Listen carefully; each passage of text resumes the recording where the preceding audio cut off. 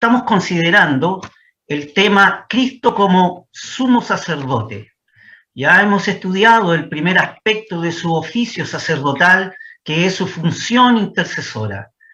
Ahora estamos considerando el segundo aspecto de su oficio como sacerdote, que es su función sacrificial, donde estudiamos la ofrenda de Cristo simbolizada en ese ceremonial del gran día de expiación en Levítico 16. Ya hemos visto 5 puntos de esa ceremonia del gran día de expiación que podríamos recordar brevemente. La primera ceremonia, la cual se encuentra en Levítico 16, los textos 3 al 4, Aarón debía lavarse con agua y vestirse de lino fino. Esto prefiguraba a Jesús en su santidad y en su humildad. Esa era la primera ceremonia. La segunda ceremonia de este gran día de expiación se encuentran en los textos 5 y 6, lo cual Aarón traía animales por sí mismo, por su casa y por el pueblo. Manifiesta de esta manera que Cristo fue fiel sobre su casa como hijo, la cual somos nosotros y su pueblo amado. Había un tercer aspecto de la ceremonia que está reflejado en Levítico 16 y el texto 6, donde Aarón ofrecía un sacrificio, un becerro por sí mismo para poder él quedar limpio. Solo así podía él representar a aquel que habría de venir posteriormente. Y ese aquel, el Señor Jesús, podría tomar sobre sí la carga del pecado de todos y ofrecerse a sí mismo sin mancha a Dios. Había una cuarta ceremonia en este gran día de expiación y están expresadas desde los textos 7 al texto 11 de ese gran capítulo de Levítico 16, donde Aarón echaba suerte sobre 2 machos cabríos y antes de echar suerte tomaba los animales y los presentaba delante de Dios. Primeramente, uno lo tomaba como ofrenda de expiación por el pecado de la nación y posteriormente el otro macho cabrío lo dejará vivo, función que veremos más adelante en nuestro estudio. Pero ese primer macho cabrío simbolizaba o simboliza a Cristo como una víctima inocente. En los textos 12 y 13 está la quinta ceremonia de este gran día de expiación, donde Aarón entraba al lugar santísimo con el incensario. Con el incensario con las brasas tomadas del altar de bronce a la entrada del tabernáculo, aquel altar de holocausto a la puerta de ese tabernáculo. La oscuridad natural que había en el lugar santísimo y la nube de incienso estaban destinadas primero a velar la indignidad del sacerdote que se presentaba delante de Dios. Y como segundo aspecto velaba para el sacerdote la gloria de Dios que emanaba en ese lugar santísimo. Esa oscuridad y esa nube ocultaba la pecaminosidad del hombre para que no muriera ante la gloria de un Dios santo. Prefiguran todos estos aspectos que ya no hay más oscuridad ni nubes entre el hombre y Dios. Cristo se ha presentado cara a cara con Dios sin haber ninguna cosa que lo interfiera. Su sacrificio ha terminado con el pecado. Hasta aquí con esta exactamente quinta ceremonia hemos quedado en nuestro estudio. Ahora nosotros estudiaremos la sexta y séptima ceremonia, que era la entrada del sumo sacerdote al lugar santísimo con sangre. Para esta ceremonia leeremos los 2 textos correspondientes en Levítico 16, que es el texto 14 y el texto 15, que dice así la palabra del Señor. Escucha atentamente entonces el texto 14 y el texto 15 de Levítico 16. La palabra del Señor dice, con respecto a Aarón, tomará luego de la sangre del becerro y rociará con su dedo hacia la cubierta al lado oriental. Hacia la cubierta esparcirá 7 veces de aquella sangre con su dedo. Después degollará en expiación el macho cabrío que era por el pueblo, o era del pueblo, y meterá la sangre de él del velo adentro, y hará de su sangre como hizo de la sangre del becerro, y esparcirá sobre la cubierta y delante de la cubierta. Aquí en el texto 14 nos encontramos con la sexta parte de la ceremonia de este gran día de expiación, donde Aarón tomaba la sangre del becerro, es decir, el animal que había sido sacrificado por sus propios pecados. Y con esa sangre entraba por segunda vez en ese día del gran día de expiación, velo adentro. Es decir, entraba al lugar santísimo, el cual estaba el habitáculo lleno de humo todavía.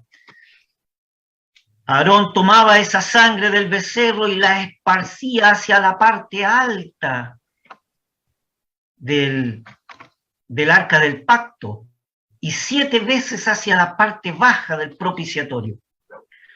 Con eso volvía a Aarón salir de ese lugar santísimo y viene ahora la séptima ceremonia que está establecida en Levítico 16:15, como hemos leído, donde Aarón salía al atrio a vista y paciencia de todo el pueblo de Israel y degollaba el primer macho cabrío, que era el sacrificio por el pecado del pueblo, y entraba por tercera vez al lugar santísimo con sangre. Entraba en tercera vez en ese día. Detengámonos aquí un poco para poder estudiar con profundidad esta parte fundamental de este acto de la ceremonia, donde el sumo sacerdote entraba al lugar santísimo con sangre. El sumo sacerdote esparcía la sangre del becerro sobre el propiciatorio, que era la cubierta de aquel arca del pacto, y sobre el piso del arca del pacto, y esto lo hacía 7 veces. Después él salía hacia la puerta del tabernáculo donde estaba el altar de bronce y degollaba el macho cabrío en expiación por el pecado del pueblo y tomaba la sangre de ese macho cabrío y llevaba nuevamente esta sangre al lugar santísimo detrás del velo. Esa sangre la esparcía sobre el propiciatorio y delante del propiciatorio. Notemos entonces algunas lecciones para nuestra alma de lo que significan todos estos hechos. Tenemos 8 grandes lecciones. Apreciado hermano, tenga usted atención acerca de lo que la palabra del Señor nos enseña acerca de este acto del sumo sacerdote cuando entraba con la sangre al lugar santísimo. La primera gran lección es la siguiente: Dios desea que el hombre le conozca, pero todo acercamiento de la criatura a Dios tiene que tener como fundamento un sacrificio. Aquí podemos ver entonces la necesidad de los sacrificios. Todo acercamiento de la criatura a Dios tiene que tener como fundamento un sacrificio. Fíjese que el hombre moderno del día de hoy, al igual que el hombre del pasado, de antaño, tiene que ser enseñado sobre el sentido de los sacrificios. Aunque este término sacrificio, en el uso común del vocablo del día de hoy, significa como desprenderse de algo, en su sentido doctrinal y bíblico significa ofrecer a Dios una víctima inocente.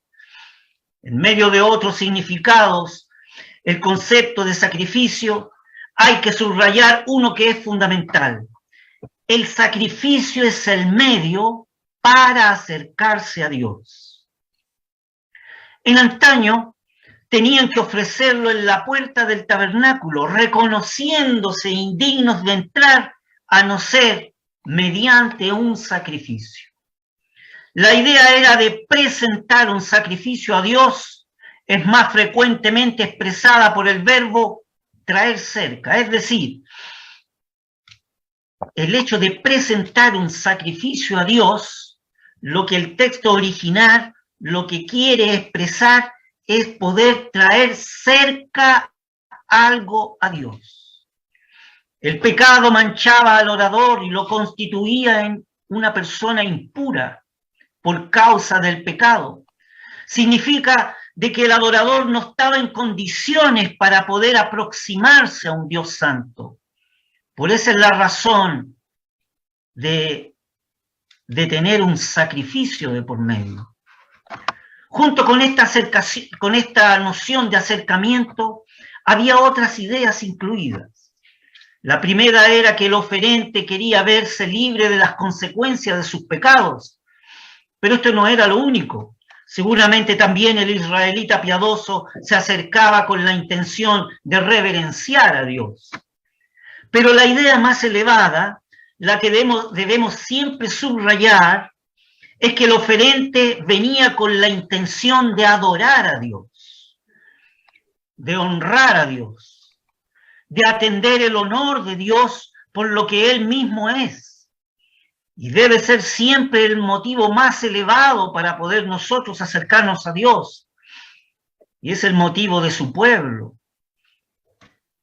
y de su casa. El sacrificio era necesario, porque el pecado es una realidad y porque la santidad de Dios también es una realidad. La verdad es que Dios desea perdonar, pero Dios no puede pasar por alto el pecado. La justicia tiene que ser satisfecha. Los sacrificios de antaño entonces enfatizan que antes que nada están los derechos de Dios, está el carácter de Dios.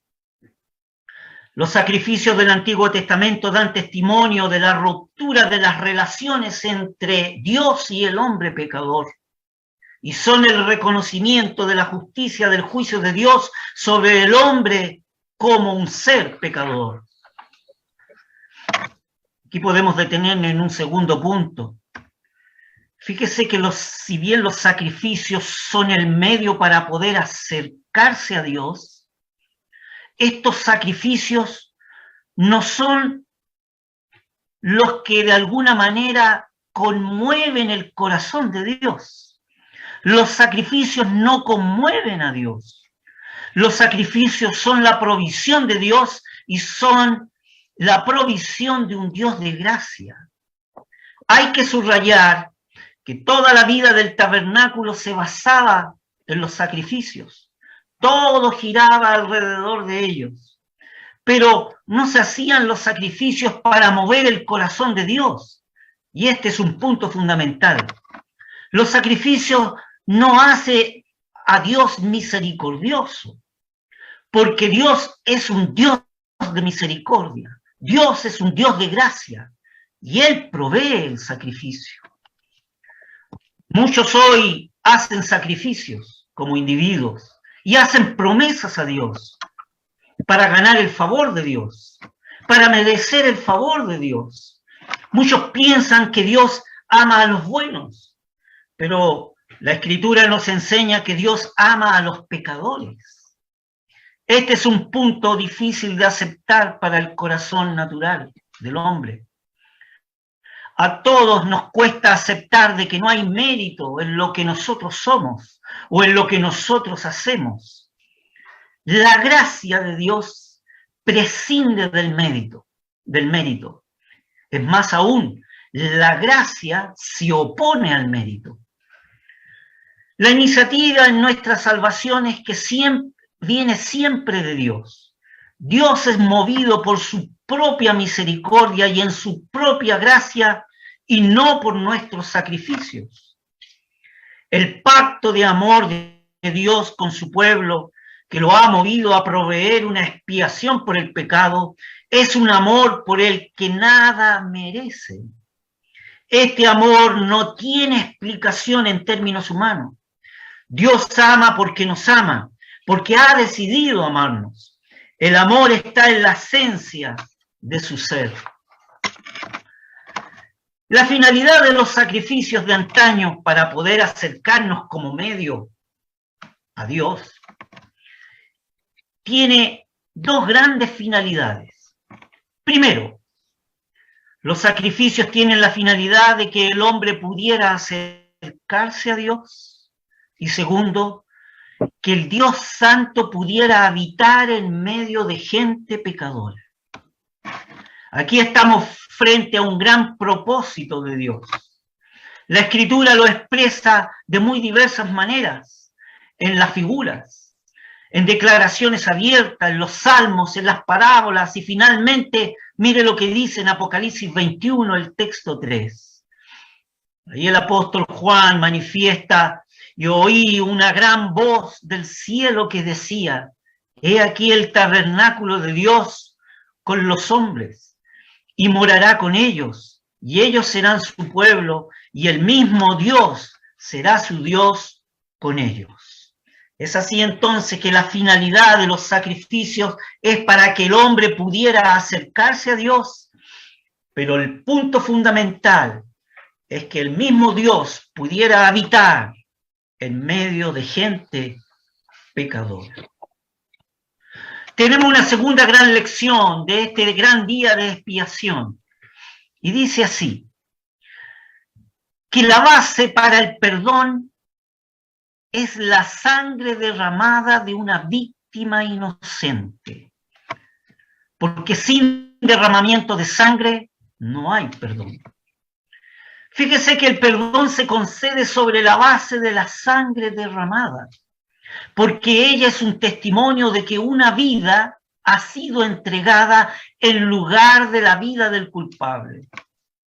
Aquí hay que destacar cómo tenían que ser las víctimas de antaño que se presentaban como holocausto o como expiación por el pecado a la puerta del tabernáculo. Estas víctimas tenían que ser limpias y sin defecto. Podríamos preguntarnos: ¿por qué tanto interés de la Escritura por exigir esa calidad y esa pureza en los animales que se presentaban delante de Dios? Primero, podemos decir, porque solo lo mejor es digno de ser ofrecido a Dios. Y como segundo punto, podemos decir que principalmente era una figura de la santidad personal, de la pureza inmaculada de Cristo. Cristo, por el Espíritu Eterno, se ofreció a sí mismo sin mancha a Dios, expresa allí el texto en Hebreos 9:14. Esa noción de la entrega de una víctima viviente era el elemento básico en casi todos los sacrificios del Antiguo Testamento. Fíjese que esta sangre que se derramaba sobre el lugar más importante del santuario, el lugar santísimo, y se derramaba sobre el propiciatorio. A los costados del propiciatorio estaban los querubines, eran los querubines de gloria. Se debe entender que el querubín pertenece a la gloria de Dios. Fíjese que estos querubines, su mirada estaba fija sobre el propiciatorio. No olvide usted que el propiciatorio es la cubierta del arca del pacto. Y el propiciatorio es la sede de la misericordia de Dios. Estos querubines están asociados con la vindicación de la santidad de Dios. Y representan estos querubines esa vindicación de la santidad de Dios en contra de la soberbia natural del corazón del ser humano. La sangre del macho cabrío degollado en expiación por el pueblo, lo mismo que la sangre del becerro que era propia para expiación del sumo sacerdote, era esparcida encima y delante de esta cubierta, es decir, del propiciatorio. Es decir, esta sangre era esparcida delante del trono de Dios. Y el trono de Dios es el asiento de su justicia y santidad. Ese era el trono de Dios. Todas las exigencias de ese trono santo eran satisfechas o eran cubiertas por la sangre de la expiación. El perdón se podía otorgar porque esta sangre respondía a todas las exigencias y requerimientos de la santidad de Dios. La expiación era finalmente hecha cuando el sumo sacerdote presentaba esta sangre del sacrificio allí en ese lugar santo, en este gran día de expiación. Recordemos que dentro del arca del pacto, dentro del arca del testimonio, debajo de la cubierta, es decir, debajo del propiciatorio, estaba la ley de Dios que había sido quebrantada por el pecador. La sangre derramada sobre la cubierta sugiere la vindicación de esa ley por medio de ese sacrificio. El sacrificio entonces responde por el culpable, y este es un punto fundamental. El perdón se concede por la penalidad que ha sido juzgada. La sangre derramada de ese primer macho cabrío daba testimonio del juicio de Dios. El juicio de Dios ha sido desencadenado sobre nuestra impiedad, pero ha caído sobre una víctima inocente para que no cayera sobre el culpable. Ese día del gran día de expiación nos enseña que el perdón se concede porque la gracia ha desviado el castigo. El juicio de Dios ha sido ejecutado, pero ha caído sobre una víctima inocente. Hay una tercera gran lección que podemos sacar de este gran día de expiación cuando Aarón presentaba esa sangre en ese lugar santísimo. Fíjese que esta gran lección para nuestras almas dice así: el perdón solo se concede sobre la base del sacrificio provisto por Dios y aceptado por Dios. ¿Qué quiere decir esto? Quiere decir que no cualquier sacrificio nos acerca a Dios. El pecado es una ofensa infinita en la persona de la majestad de los cielos, que demanda un sacrificio infinito. La Escritura nos enseña que Dios ha descendido para perdonar al hombre, pero las condiciones para la reconciliación son fijadas por Dios y no por el hombre. Muchos pueden hacer por otros buenas obras de bien y hasta pueden hacer sacrificios por otras personas. Un hombre puede hacer un sacrificio para dejar una herencia. Otro hombre incluso podría dejar de comer para alimentar a otro. Todo esto puede ser muy loable y hasta muy útil, pero esto no puede constituir un sacrificio por el pecado, de ninguna manera. La Escritura es categórica y reza así: porque hay un Dios, asimismo un solo mediador entre Dios y los hombres, que es Jesucristo hombre. Y en ninguno otro hay salud, dice la Escritura, es decir, salvación, porque no hay otro nombre debajo del cielo dado a los hombres en los que podamos ser salvos. Estos dos textos en 1 Timoteo 2:5 y en Hechos 4:12 se refieren a Cristo y se refieren a la obra de Cristo. Efectivamente, el perdón se concede sobre la base de un sacrificio aceptado por Dios. El complemento de esta verdad es que solo Dios libera y perdona. Este acto es fundamental, debido a la eficacia infinita y permanente de la sangre que ha sido derramada. Cristo puede limpiar la conciencia, puede limpiar esa conciencia del paralizante poder de la culpa y librar a los hombres para que sirvan a Dios, al Dios vivo y verdadero.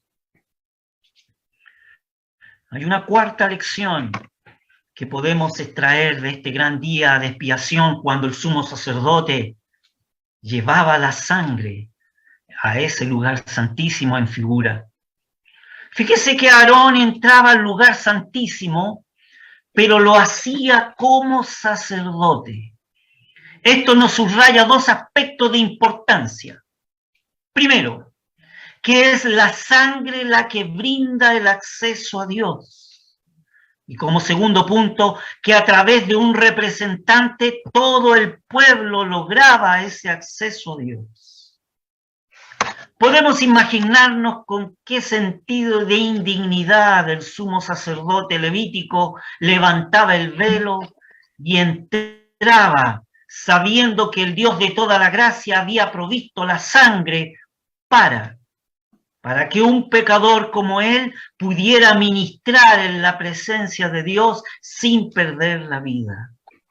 Solo la sangre era llevada adentro al lugar santísimo y era cosa santísima. Esta sangre es la que brinda acceso a Dios, porque solo mediante ella el sumo sacerdote podía entrar a su presencia. 7 es el número de la perfección en la Escritura, o es el número del completamiento. La aspersión de la sangre se hacía por 7 veces delante de la cubierta, es decir, delante del propiciatorio. ¿Qué nos enseña eso? Cualquiera sea la aplicación del sacrificio de Cristo a todas las cosas, esa aplicación es perfecta, según la apreciación divina. La sangre que asegura la salvación, la sangre que es la que asegura la restauración y la bendición del hombre. Escuche bien, apreciado hermano, apreciada hermana, que lo voy a volver a repetir en este punto fundamental. La sangre de Cristo es la que asegura la salvación y es su sangre la que asegura la restauración y la bendición del hombre delante de Dios. Esta sangre ha sido ofrecida a Dios y ha sido esparcida y ha sido aceptada conforme a la apreciación que Dios hace del sacrificio de su Hijo. Y es cosa santísima. La potencia de esta sangre, es decir, el poder de esta sangre por la cual Dios puede cumplir todos sus consejos eternos de gracia, puede salvar y rescatar la vida del hombre más arruinado de este mundo. La sangre de Cristo es fundamental. A este sacrificio lo debemos todo. Esta sangre, la de Cristo, es preciosa. Mire lo que reza en Primera de Pedro, el capítulo 1, el texto 18 y 19, que dice así: se manifiesta allí que fuimos rescatados no con cosas corruptibles como el oro o la plata, sino que fuimos rescatados con la sangre preciosa de Cristo. Fíjese que el texto inspirado enfatiza las palabras costosa sangre. Eso es lo que quiere decir en el original. Cuando dice la sangre preciosa de Cristo, en el fondo el original, ahí en el texto del griego koiné, en el fondo manifiesta la costosa sangre de Cristo. ¿Y qué quiere decir eso? Es esa sangre altamente honrada por Dios y aceptada por Dios.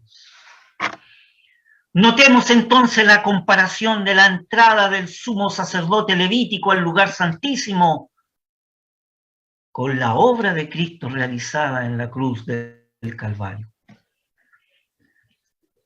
En Hebreos 9:26 dice con respecto a Aarón: más ahora, una vez en la consumación de los siglos para el deshacimiento del pecado, se presentó por el sacrificio de sí mismo, con respecto a Cristo. Es decir, ahora en la consumación de los siglos, Cristo se presentó una vez para siempre por el sacrificio de sí mismo para quitar de en medio el pecado. Él se presenta ahora en la presencia de Dios, no solo en su propio nombre, sino también en el nombre de otros. Y estos otros son pecadores redimidos que han creído en Él. Él ha entrado al lugar de la presencia de Dios y es por nosotros que ha entrado. Este es un punto fundamental, porque este es el fundamento de todo acceso a Dios. Está escrito en Hebreos 4:24, porque no entró Cristo en el santuario hecho de mano, figura del verdadero, sino en el cielo mismo, para presentarse ahora por nosotros en la presencia de Dios. Esto nos lleva a considerar una quinta lección acerca de este día en que Aarón presentaba la sangre en la presencia de Dios en ese lugar santísimo. Fíjese que Cristo ha entrado en el santuario celestial, en ese santuario no hecho por las manos del hombre, y ha entrado por un pueblo celestial, y ha entrado Cristo por su propia sangre. El texto inspirado allí en Hebreos 12 que dice: y no por la sangre de machos cabríos ni de becerros, mas por su propia sangre, la de Cristo, entró una vez en el santuario habiendo obtenido eterna redención. Cristo por su propia sangre ha entrado al lugar santísimo, a la presencia de Dios. Él nos salva derramando su sangre, pero además nos salva entrando en los cielos como un sumo sacerdote, como un sumo pontífice. Cristo ha entrado en una esfera, a un ámbito celestial, por un pueblo celestial. Lo que apagó la ira de Dios no fue la vida sin mancha de Cristo en esta tierra, sino lo que apagó su ira fue el derramamiento de su sangre al morir. Se trata de una sola salvación, ganada en la cruz del Calvario y asegurada por su entrada allí como sumo sacerdote. Cristo entró por su propia sangre. Cristo entró al cielo mismo, al verdadero santuario. Cristo entró para siempre estar allí. Y es por nosotros que ha entrado. Él se presenta no en la eternidad, sino se presenta ahora, en este instante. Este es el objetivo de la salvación. Que tengamos la seguridad ahora, que entremos en la presencia de Dios ahora, que tengamos comunión con Él ahora. La epístola a los Efesios subraya este punto expresando: hemos sido hechos cercanos por la sangre de Cristo, allí en Efesios 2:13. La sangre de Cristo da el testimonio de una vida entregada. El fuego del altar da testimonio del juicio de Dios. El juicio de Dios ha sido desencadenado sobre toda la impiedad, pero ha caído sobre Jesucristo para que no cayera sobre nosotros o sobre los que creen en Él. Hemos sido hechos cercanos por su sangre. ¿Qué debe hacer el hombre entonces? Debe creer en la enseñanza de la Escritura sobre la sangre de Cristo. El hombre tiene que venir humildemente a Dios por medio de la sangre derramada de Cristo. Debe escuchar lo que la sangre de Cristo dice. La sangre de Cristo habla del perdón. La sangre de Cristo habla de un juicio que agota el pecado, que lo extingue. Habla de la paz.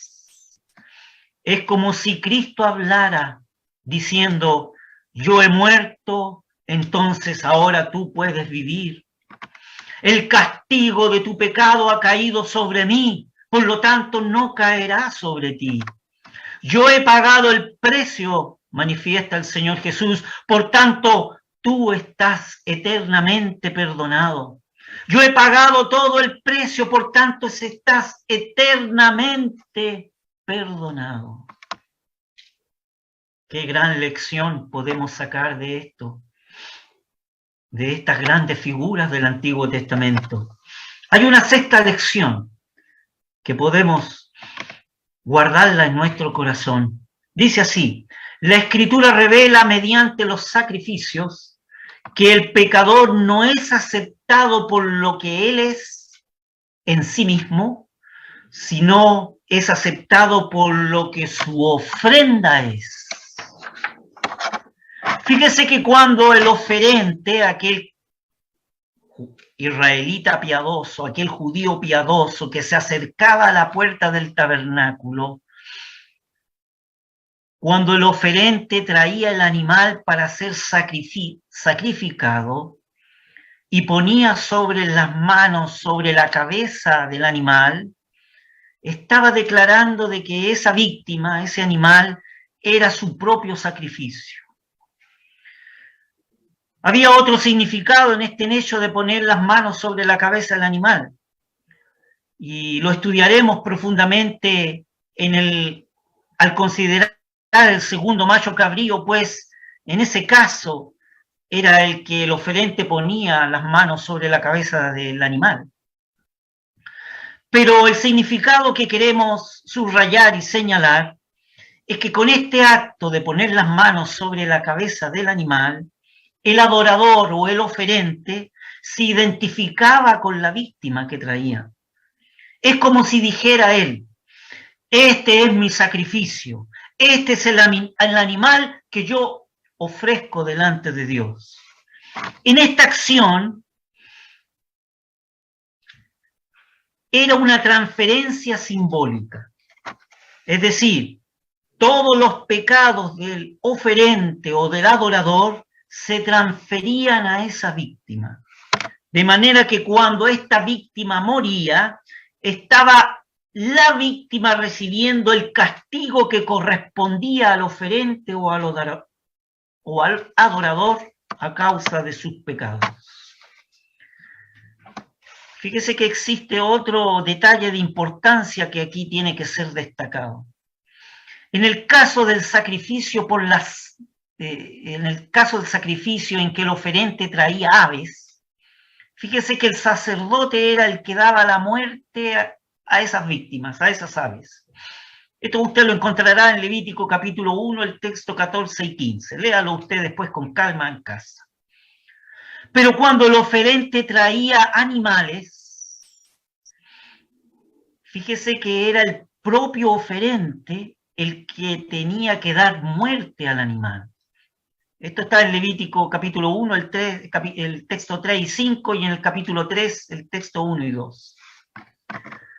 No queda duda del sentido del acto ritual.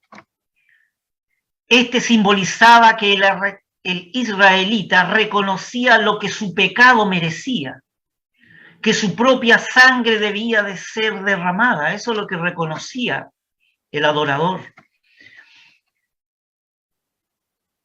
Reconocía su propio pecado y reconocía que él tenía que morir por su pecado, él tenía que derramar su sangre por su pecado. Pero en lugar moría una víctima, y en su lugar Dios aceptaba la sangre que derramaba de esa víctima.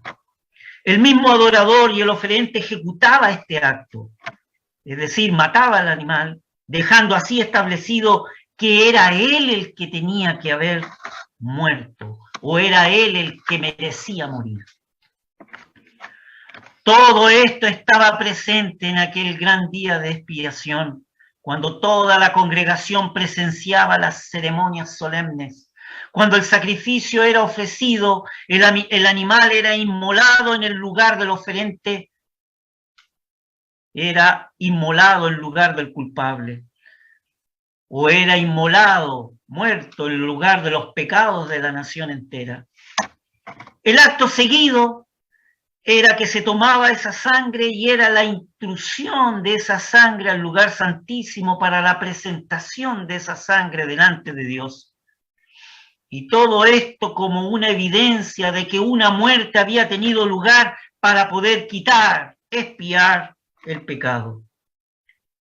La conclusión que nos importa subrayar es que el pecador no era aceptado por lo que él era en sí mismo, sino que el pecador era aceptado por lo que era su ofrenda. El pecador era aceptado en su representante. El divino autor nos expresa en el texto inspirado, cuando leemos ahí en Efesios 1:6, que dice que Dios nos hizo aceptos en el amado. Y además, en otro lugar, en Efesios 2:13, dice que hemos sido hechos cercanos, que es una idea original del sacrificio que se hacía antaño. Y es la idea de que el sacrificio por la sangre de Cristo es la que nos ha hecho aceptos en el amado y nos ha hecho cercanos a Dios. ¿Qué significa que el creyente en Jesucristo es acepto en el amado? Al menos tengo 3 puntos fundamentales. Primero, que el que ha venido en Cristo por fe tiene la misma aceptación que Cristo, su amado Hijo, delante de Dios. Que el Padre lo mira con el mismo beneplácito con que mira a su bien amado Hijo, Cristo Jesús. Y como tercer punto podemos decir que el pecador que cree no es aceptado en la medida de su santificación futura o su santificación personal, sino que es acepto en el mérito infinito de Cristo mismo. El mérito infinito de la ofrenda de Cristo en la cruz es atribuido por Dios al pecador que viene a Cristo por fe. Y esta es la base única de su aceptación delante de Dios. Además, el creyente no es acepto delante de Dios en la medida en lo que él entienda o en lo que él sienta, según la medida de la satisfacción que el Padre encuentra en su Hijo ofrecido en la cruz. Es decir, solamente el creyente pecador es aceptado en la medida de la satisfacción que el Padre encuentra en su Hijo ofrecido en la cruz. Fíjese que hay que subrayar la preposición en cuando se expresa el texto que somos aceptos en el amado. Esa proposición en manifiesta cuánto apreciamos que el sacrificio de Cristo llenó de paz el ambiente celestial. Cristo no entró solo a la gloria. Él ha entrado con los suyos a aquel ambiente celestial que Él ha llenado de paz, pues está escrito, y juntamente nos resucitó y asimismo nos hizo sentar en los cielos o en los lugares celestiales, o en los celestiales, dice el texto en griego, con Cristo Jesús. Texto que dice en Efesios 2:6. Siempre tenemos que volver al pensamiento inicial de este punto sobre el sacrificio. Fue necesario este gran sacrificio de la cruz. Fue necesario en razón de la santidad de Dios. Fue necesario para alcanzar el perdón y la purificación del pecador. Fue necesario porque no había otro medio para quitar el pecado.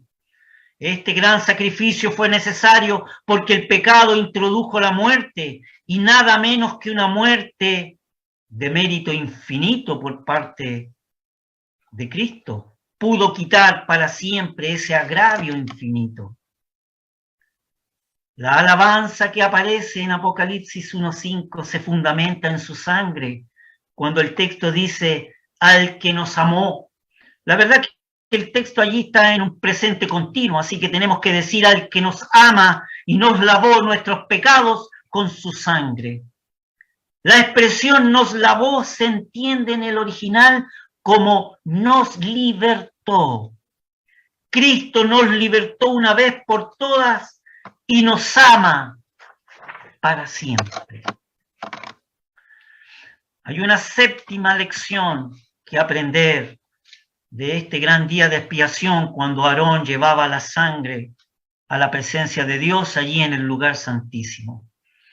Esta séptima lección dice así: la amplitud del perdón depende de la amplitud del juicio ejecutado en la cruz. Fíjese que en la cruz lo que revela es que Dios ha hecho lo que Dios ha hecho para perdonar. Eso es lo que revela. Y fíjese lo que dice en Colosenses capítulo 12, el texto 13 al texto 15. Lo voy a leer lentamente. Dice así el texto 13 del capítulo 2 de Colosenses.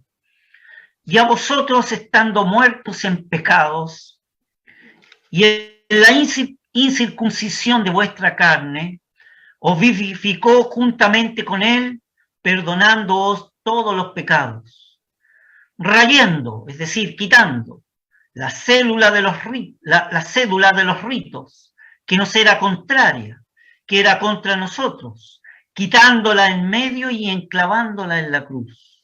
Y el texto 15 dice, sacólos a la vergüenza en público, triunfando de ellos en sí mismo. Este texto es fundamental, aquí en Colosenses 2, porque se refiere a la amplitud del juicio llevado a cabo en la cruz.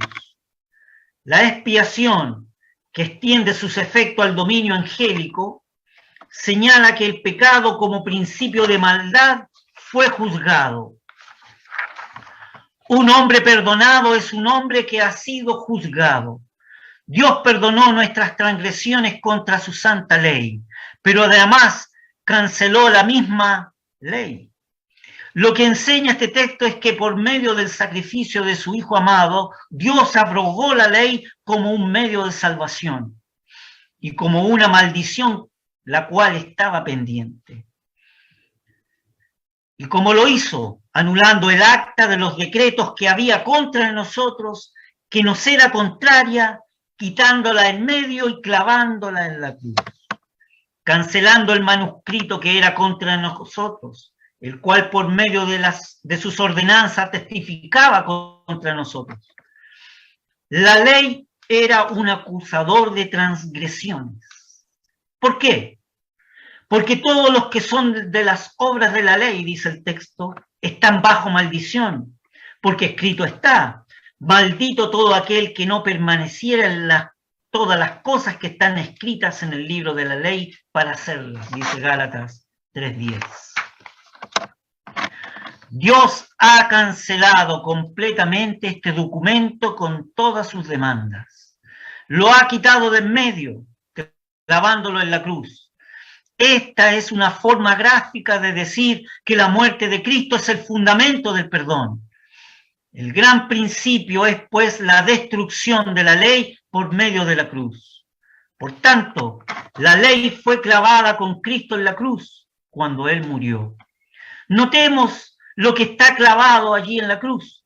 Lo que está clavado no es la ley como expresión de la voluntad de Dios, sino lo que está clavada es la ley como pacto violado por parte del hombre pecador.